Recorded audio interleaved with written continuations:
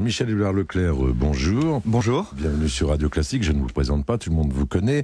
Tout le monde ne sait peut-être pas en revanche que l'Empire Leclerc, crise ou pas, continue de progresser en chiffre d'affaires. Alors vous avez un truc où vous faites partie des gens qui se disent qu'une crise finalement ça existe, mais qu'on peut peut-être aussi en profiter pour faire d'autres choses ou pour faire différemment?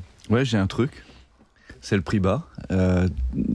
C'est pas exclusif d'ailleurs, mais toutes les enseignes de distribution qui collent à la demande sociale en matière de prix bas marchent bien. C'est le cas des hard discounters, Lidl, Aldi, etc. C'est le cas de certains indépendants comme Intermarché, comme Système U. On mène le bal, parce que notre combat, on le fait porter pas simplement sur les premiers prix, comme les hard discounters, mais sur l'ensemble des grandes marques. Et écoutez, les consommateurs nous le rendent bien, puisqu'on a fini l'année avec 6% de croissance. Et au mois de janvier, alors que tout le monde parle de crise de la consommation, le chiffre d'affaires des centres Leclerc a augmenté de 10%. Donc, donnez-nous encore une bonne nouvelle. Est-ce que les prix, globalement, sur 2009, vont baisser, par exemple, pour nous, consommateurs? Alors, ça, c'est sûr. La question qui se pose, c'est de savoir dans quelle importance. C'est sûr parce que l'inflation est en régression sur le marché des matières premières. Et dans le pétrole d'abord, même si c'est compensé un peu par le rapport euro et dollar, l'euro baissant, ça coûte un petit peu plus cher. Mais néanmoins, notre enseigne a été la première à faire passer le gasoil en dessous de la barre des 1 euro. Sur le plan des matières premières céréalières à base de blé notamment, il y a des baisses de cours du blé de l'ordre de 30% au deuxième semestre. On nous a dit que les pâtes augmentaient, c'est une erreur. Ouais, non, mais là, c'est le problème aussi de la transmission de l'information. Les pâtes ont augmenté sur l'année 2008. L'augmentation en rythme annuel est encore positive en janvier, mais ça décélère beaucoup. Et par exemple, moi je parle concret, j'aime les exemples concrets. Là, les fournisseurs de pâtes, par exemple Panzani, nous proposent des baisses de 15% là, à la rentrée. Sur des oléagineux, par exemple le sieur, des huiles tournesol, on est aussi sur des baisses de 7-8%. Il y a sur la farine, il y a des baisses. Mais par contre, il y a pas mal de résistance du côté industriel à répercuter l'entièreté de ces hausses, et ça mérite. Alors mon petit doigt m'a dit que Luc Châtel visiterait aujourd'hui un magasin Intermarché qui pourrait demander ce matin à la grande distribution, donc dont vous êtes un des fleurons, de faire un geste significatif pour le pouvoir d'achat.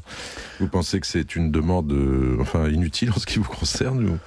Il y en a qui peuvent le faire plus que nous. C'est sûr que, vous savez, il y a 6 années d'inflation entre Leclerc qui est le moins cher et des concurrents qui sont plus chers et qui ne prétendent pas d'ailleurs casser les prix, comme Monoprix ou certains magasins Casino. Mais je règle pas mes comptes derrière le comptoir. Ce que je veux dire, c'est que tout le monde n'a pas décidé d'avoir la même utilité sociale. Il y a des magasins de proximité qui sont plus chers.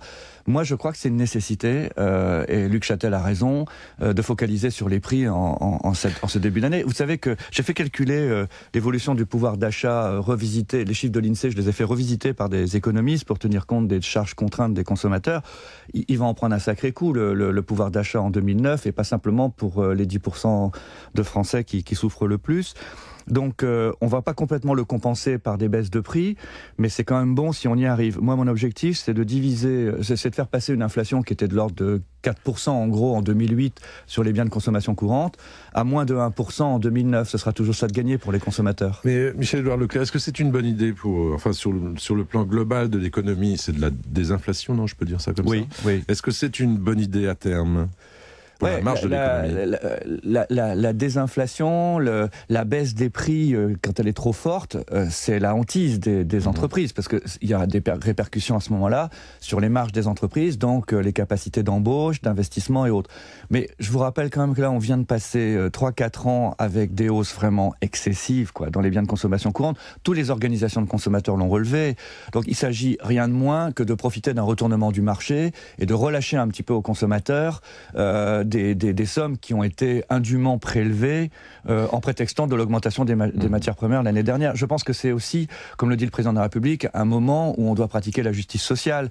Quand des grandes entreprises multinationales, en pleine crise du lait, empochent 10% de résultats nets sur les produits laitiers, le problème n'est pas de faire pression sur les agriculteurs. Le problème, c'est de restituer une partie de cette marge, qu'elle soit d'ailleurs pour être objective, qu'elle ait été stockée au stade de l'industrie ou au stade de la distribution. Mais comment vous faites? Vous tordez les bras des fournisseurs? Parce qu'il y a des gens qui vous en veulent. Hein. Par exemple, je lisais un rapport d'un certain député UMP du Loiret, Jean-Paul Charrier, je crois qu'il s'appelle. Il dit que vos pratiques ne sont pas très loyales pour les fournisseurs, que vous contraignez à garantir des marges d'exploitation de 25% quoi qu'il arrive. C'est vrai ou c'est pas vrai? Ce type-là est le représentant d'un lobby agroalimentaire très puissant en France. Ça fait 20 ans qu'il dit des méchancetés sur moi. C'est extraordinaire de voir un député qui est censé représenter le bien public s'en prendre à celui qui est le moins cher. Il y a quelque chose d'étonnant de voir que les gens qui font du grain en France, personne ne leur fonce dessus. C'est toujours à Leclerc qu'on s'en prend, c'est chez Intermarché qu'on vient casser des caddies, c'est chez les hard discounters.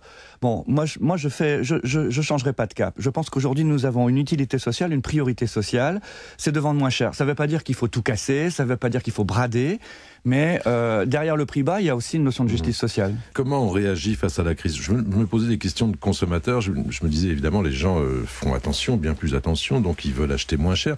Est-ce que c'est la fin par exemple du marketing pour certaines entreprises, pour certains produits, pour certaines lignes de produits? C'est pas la fin du marketing, mais c'est la fin d'une certaine conception d'une offre qui tient pas compte des demandes sociales. Par exemple, beaucoup de produits manufacturés ont abusé d'innovations technologiques, de fausses innovations technologiques, et là tout d'un coup, les consommateurs disent « Oh là là, à quel prix? J'arrête, j'attends de voir le prochain iPhone, le prochain écran plat, c'est pas la peine que je dépense aujourd'hui. » Et donc, il y a un recalage qui va se faire en 2009. On va revenir au beau, au bien, à l'utile, à des valeurs fortes, fondamentales. Et je pense que c'est pas mauvais pour notre économie. Je vais utiliser un grand mot, mais ça va participer de la refondation du capitalisme. Il y a aujourd'hui des demandes sociales qui sont très fortes, sachant concernant les produits éthiques, les produits verts, les produits bio, etc. Je pense que le marketing va aujourd'hui enfourcher ses chevaux de bataille et va retrouver une confiance auprès du consommateur qu'il avait perdue avec tout ce marketing artificiel. Et à propos de refondation du capitalisme, vous avez regardé le président de la République hier à la télévision. Je ne sais pas si vous avez vu la tête de la patronne du MEDEF en sortant aussi de l'Élysée. Elle n'avait pas l'air ravie. L'idée de partager la plus-value des entreprises dans une négociation nationale. Vous en pensez quoi, vous? Moi, je trouve que le patronat, il fait une défense de corps, une défense corporatiste, et ne prend pas la mesure des drames sociaux qui sont devant nous. Hein. On dit que la crise, c'est aujourd'hui, mais la crise, elle va impacter l'économie française, là, au deuxième trimestre, au troisième trimestre. Hein. Donc, les chefs d'entreprise, je crois, ont si ce n'est des revendications, ont des demandes à effectuer, mais je crois qu'on doit être, notre première force, ce sera d'être justement en phase avec ces demandes sociales. Donc, c'est pas la peine d'être crispé. Quand on voit aujourd'hui le président de la République prendre la mesure de ce mouvement, c'est pas aux chefs d'entreprise d'essayer de le freiner, quoi. Le problème n'est pas de savoir si Sarko va devenir gauchiste. Le problème aujourd'hui, c'est que justement les institutions, les hommes politiques, je pense qu'ils ont un message très fort à reconstruire autour de la défense du bien public, de l'intérêt public, et ils doivent s'extraire des revendications corporatistes. Alors vous qui aimez les choses concrètes, Michel-Édouard Leclerc, je voyais un reportage à la télé hier sur Auchan, puisqu'on parlait de redistribution, on disait ça, chapeau, félicitations, les salariés d'Auchan ont un fort intéressement au bénéfice de leur entreprise. Comment c'est chez Leclerc? Pareil, parce que Gérard Mullier, le fondateur d'Auchan, était comme mon père, dans le patronat chrétien, un des fondateurs de l'intéressement et de la participation. Ils ont beaucoup influencé les équipes du général de Gaulle il y a longtemps déjà, dans les années 60. Hein. Alors ceci dit, j'insiste, j'ai vu dans la presse ce matin que dans la VPC, ça va continuer à licencier, la vente par correspondance, la Redoute, les Trois Suisses, etc. J'ai vu que la Fnac, Conforama restructurait. Il y aura certainement d'autres coups durs dans la distribution. Moi, j'insiste, dans les centres Leclerc, non seulement ça marche bien, mais on va employer beaucoup plus. On a embauché 3000 personnes l'année dernière. On va continuer à créer entre 1500 et 2000 emplois en 2009. Donc, ne tirez pas sur le pianiste. D'accord. Le pic de la crise, ça sera quand, Michel-Édouard Leclerc? La France sera moins touchée que les pays anglo-saxons, mais ce sera au deuxième semestre 2009, parce que là, on aura tous les ondes de choc, notamment à travers le chômage, dans l'industrie automobile, l'immobilier, dans la banque assurance. Il y aura là aussi des restructurations. Il y aura des pertes de pouvoir d'achat, parce que ce taux de chômage qui va augmenter va peser sur les augmentations de salaire. Bon, mais on n'a pas pété les plombs en France. Nos entreprises restent saines.